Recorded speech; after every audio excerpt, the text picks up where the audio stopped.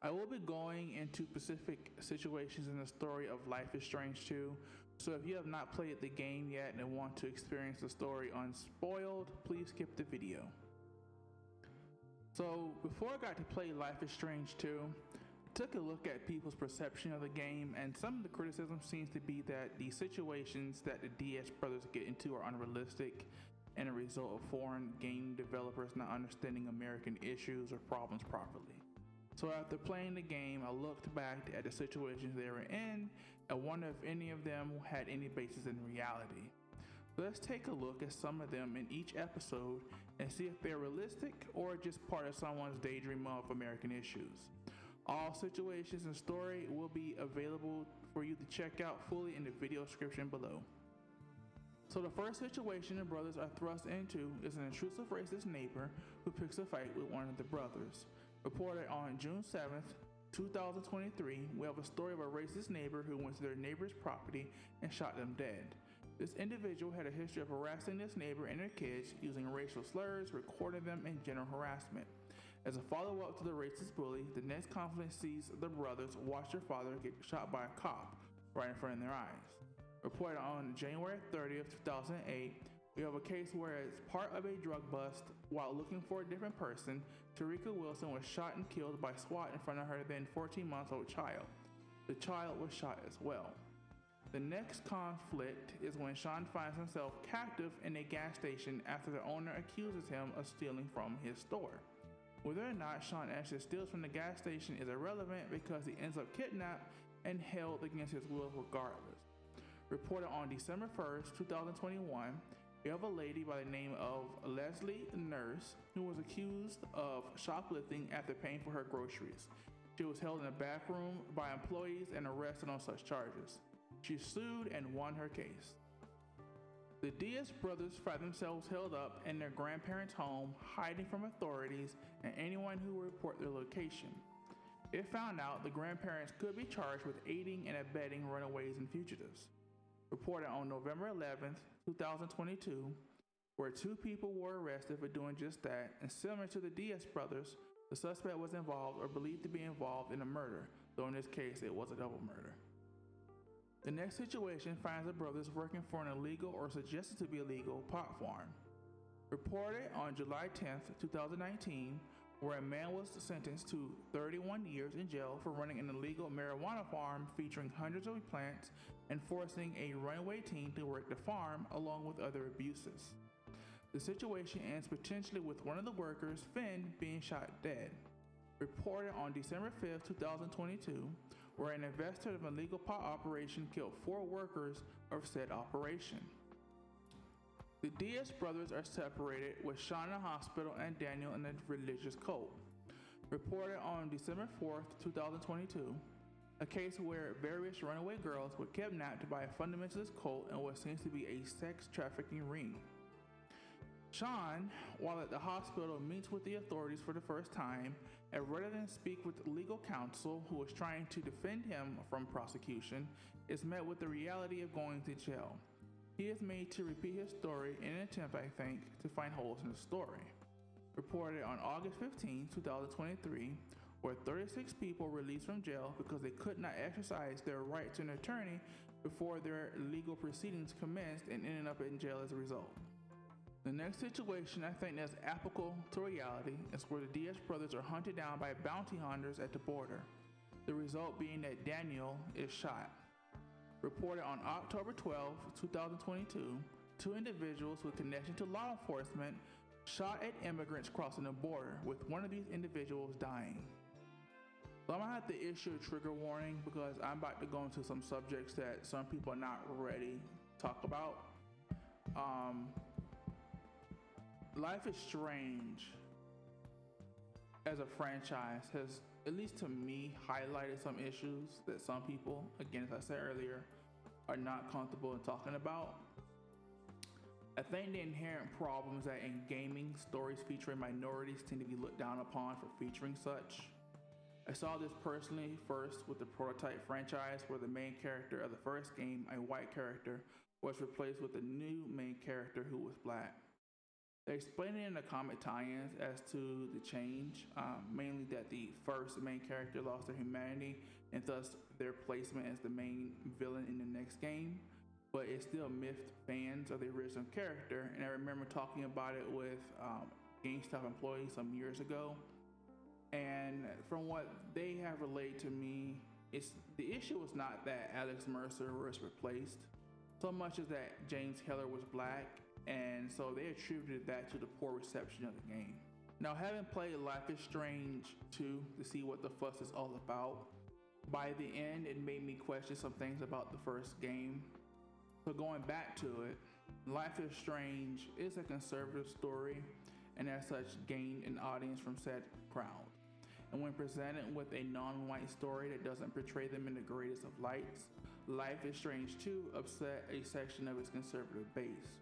If you take a look at Life is Strange, it's not a very subtle commentary on liberal politics coded under its anti-wealth privilege paint code. First, the main villain of the story is a noted photographer with a stereotypical hipster hairstyle and look, and he teaches at a liberal arts high school. Second, the two black adults in the story are portrayed as being misguided or having their hands tied up by social pressures. Principal Wells is portrayed as an unaccommodating individual who is more concerned about staying in the good graces of the rich donors of the academy and acts more of a caretaker than someone trying to administrate a high school. He has no problem punishing students who are unwealthy, but demands a whole lot of evidence in order to punish the rich and well-connected students. Professor Grant is leading a charge to prevent Blackwell from installing a potentially intrusive security system due to privacy and concerns of freedom, but is doing this at a time when students are disappearing and leaving very little or no evidence as to what happened to them. Third, the hidden or true hero of the story is David Madsen, who seems to represent that stereotypical American veteran attitude who is on the authoritative side but means well. You can even speak to him at some point in the game and he takes a dig at the school, shading its liberalism. In my first playthrough of Life is Strange years ago, I was under the impression that either he was the main baddie or an accomplice to whatever was going on.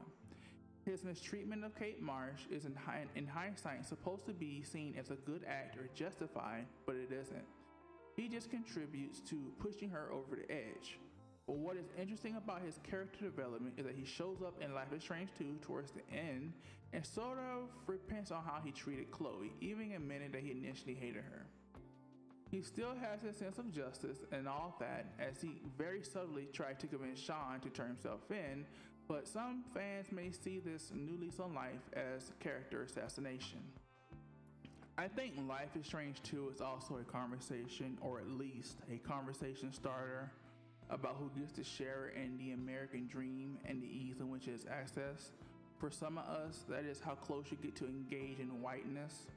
As I mentioned in the previous video, the Diaz brothers are mixed race, Mexican from their father and Irish from their mother. But because they physically express the traits of their father, they are treated as outsiders from both within their community and outside.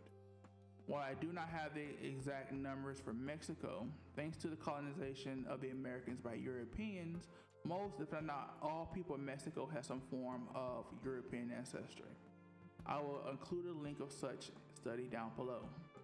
What this means is that the Diaz brothers are more than 50% white, but were denied the societal benefits of such because of their physical appearance. No one questioned Max, Chloe, or Rachel Amber if they belong in the country along racial lines, as it became an issue of wealth and lifestyle choices and were given a lot of leeway. Let me give you a real world example of two mixed race people who were treated differently because of physical expression. Wentworth Miller. Not a lot of people know that he has African ancestry via his father and Syrian ancestry via his mother, included with his European ancestry. To my knowledge, no one has ever ragged on him for playing Captain Cold, a white character in the comics and animated shows, because his skin is fair enough to pass as a white man of unmixed ancestry. The second person is Barack Obama, an African father and an American mother of European ancestry. Because he physically expressed both sides of his ancestry, physically in the form of light but still brown skin, he is treated as the same of other people of notable African descent. I certainly remember when birtherism was at its height and how people tried to use his African ancestry as a negative in an attempt to discredit him, ignoring that he had citizenship, being born on American soil and being born to an American mother.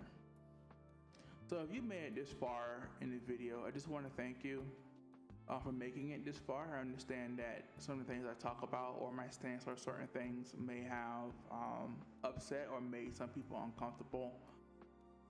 Again, I want to thank you and I greatly appreciate it. I could have easily have stopped at, say, just trying to take their situations and compare it to real world examples. As we saw earlier, the real world counterparts or situations were worse than what the game had portrayed. So in a sense, the game developers sort of held back in a way. I just wanted to take it a bit further and put some things in the context, because it could, if you just go with the, just do the episode parts, then it could feel kind of jumbled up. But let me know what you think. The next video won't necessarily be as heavy. It'll be the final part of my 3-part series on Life is Strange 2. It's just this game had just made me really think about the content that I'm engaging with this game. I think what it really was just looking at the reception, and I'm just like, some people really are lucky enough to be able to live in that kind of bubble where you don't have to think about such things, or such happenings are not in your realm of reality of possible things. And to that, I say you are blessed. But that being said, I will see you guys tomorrow when I finish Life is Strange 2, and then we'll be on to Life is Strange True Colors. I don't plan on doing any sort of deep dives into True Colors. It really didn't make me feel as strong as I did for Life is Strange 2. So, see you all later. Comment, like, subscribe. Have a good one.